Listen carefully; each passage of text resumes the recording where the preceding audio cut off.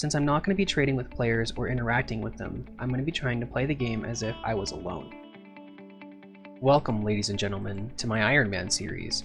The series where we do PvM, PvP, we craft, we gather, all to work towards an 8.3 set without ever using the auction house.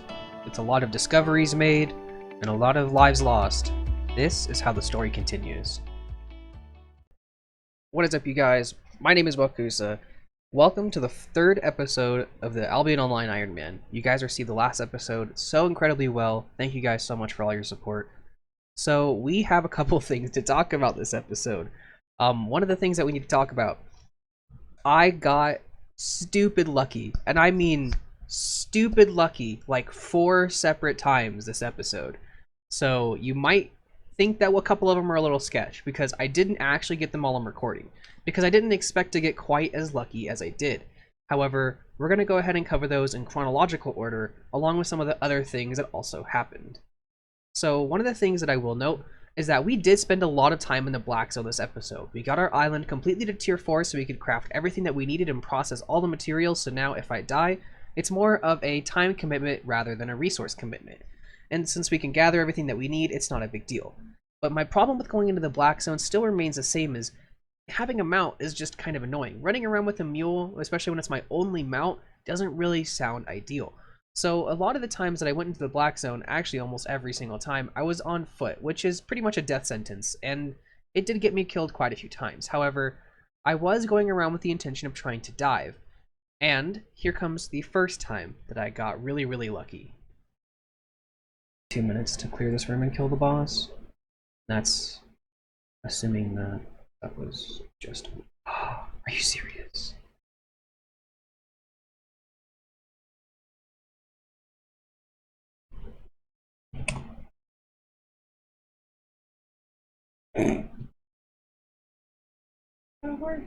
I did get a horse.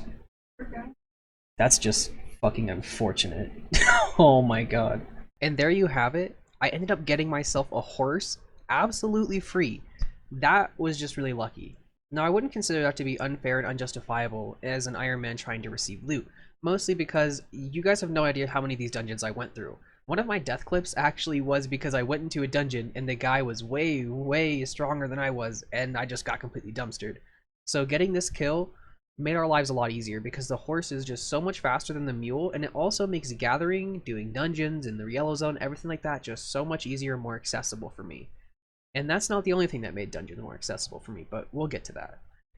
I only have 2 mounts to go into the Black Zone with right now, so taking that into consideration, it's still pretty risky for me to go into the Black Zone with my mounts, which is pretty much a requirement if you're going to clear multiple dungeons. With that being said, I think it's still going to be on the lower end of profitable to actually do these dungeons, mostly because I can only clear them so fast. It's actually a lot slower to clear Black Zone dungeons than it is to clear Yellow Zone dungeons. So I could either go out into Black Zone with rag gear, or I can try to get an ideal setup for me in the Yellow Zone. Either way, I'd be pretty happy, and honestly, getting the type of gear that I'm looking for is probably annoying, but I'll probably end up using something similar to what I did in my Yellow Zone 100 loot video, mostly because that's just what I'm comfortable with, and I've done it before.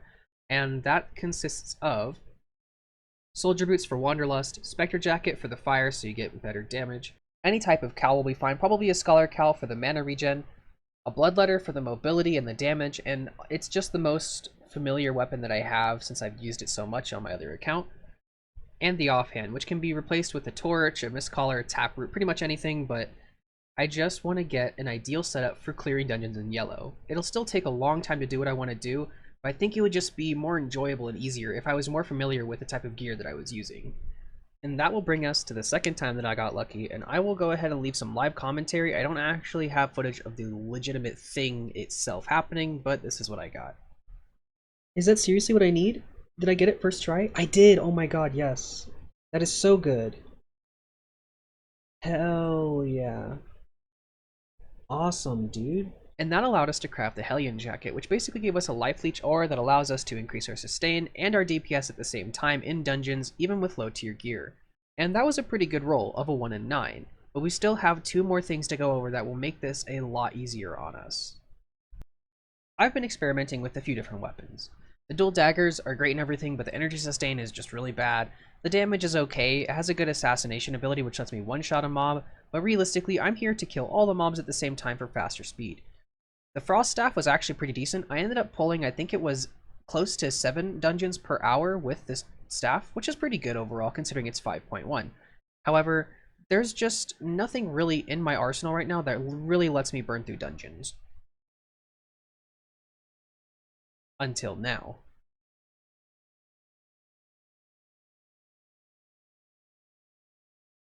There's actually no way.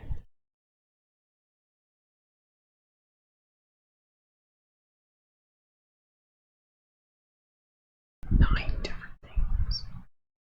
And I got what I wanted. Wow.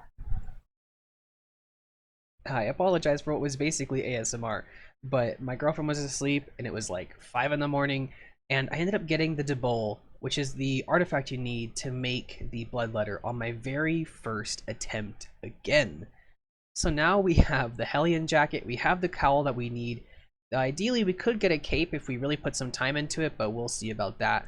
And now we have access to the Bloodletter, which is, it may not be the best thing for clearing dungeons, but it's the thing that I know how to use the most, and I know the limitations of this weapon better than any other in the game, at least for myself.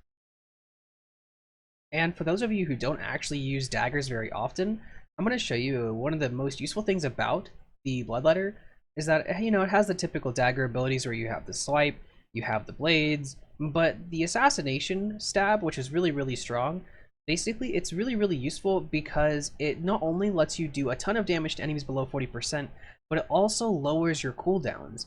And lowering your cooldowns by 10 seconds is really good because you're trying to clear dungeons as fast as possible. And it does it over a short period. So let's say, for example, you use the stab, and if you do the assassination and you use your Q immediately afterwards, you actually have this window where it'll still give you the cooldown reduction on your Q even after you've done the stab.